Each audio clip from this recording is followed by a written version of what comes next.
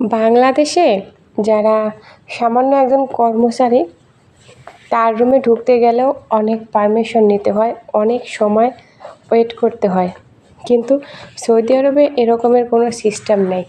আমরা খুবই অল্প বেতনে চাকরি করি, বাংলাদেশের মানুষ, কিন্তু তারপরও আমাদের অনেক অনেক ভালোবাসে এরা, আমাদেরকে অনেক ভালোবাসে। আর সৌদি আরবের মানুষ তো অনেক ভালো, অনেক ভালো সৌদি আরবের মানুষ, আপনি যা বিশ্বাসও করতে পারবেন না। হ্যাঁ, খারাপ ভালো তো সব জায়গাতেই আছে, যেমন বাংলাদেশেও যেরকম খারাপ মানুষ আছে, ভালো মানুষও আছে, তেমন সৌদি আরবও খারাপও আছে, ভালোও আছে। আপনি ভালো থাকলেই সেও আপনার সাথে ভালো ব্যবহার করবে, কিন্তু আপনি যদি তার সাথে খারাপ ব্যবহার করেন তাহলে সেও আপনার সাথে খারাপ ব্যবহার করবে। আর সৌদি আরবের সবথেকে বড় ব্যাপার হলো আপনার কাজের যোগ্যতা। আপনি যদি ভালো কাজ করতে পারেন তাহলে আপনাকে অনেক ভালো জানে। আর এই দেশে এরা কাজ ছাড়া কিছুই বোঝে না, কাজ করতে পারলে আপনাকে তারা অনেক দাম দেবে, অনেক মূল্য দেবে। এটা সৌদি আরবে একটা ম্যাডামের রুম, আমি এই রুমে কাজ করি। এই ম্যাডামের রুমটা আমি সবসময়ের জন্য পরিষ্কার ক্লিন রাখি। আর ইনি অনেক বড় একজন দোক্তরা, অনেক বড়। এটা কিন্তু একটা প্লাস্টিকের গাছ, এরা অনেক সময় অনেক গাছ পছন্দ করে, এটা একটা প্লাস্টিকের গাছ। আর এরা সৌদি আরবের মানুষ অনেক ভালো।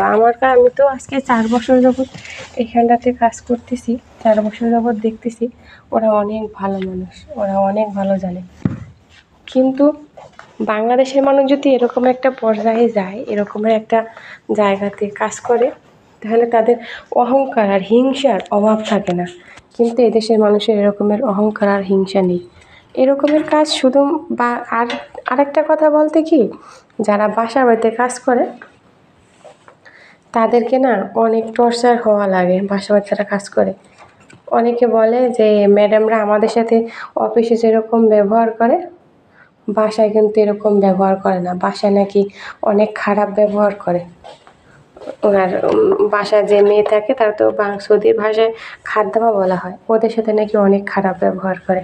কিন্তু আমি জানি না এটা কী রকমের কথা, ম্যাডামরা আসলে কত ভালো ব্যবহার করে আমাদের সাথে, আমরা তো দেখি।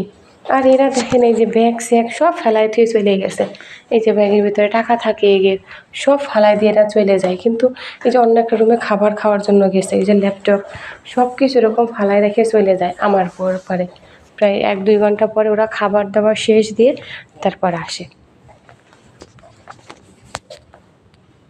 তো ভালো থাকবেন সবাই, আর আমার ভিডিওটা ভালো লাগলে অবশ্যই লাইক, কমেন্ট এবং শেয়ার করে দেবেন।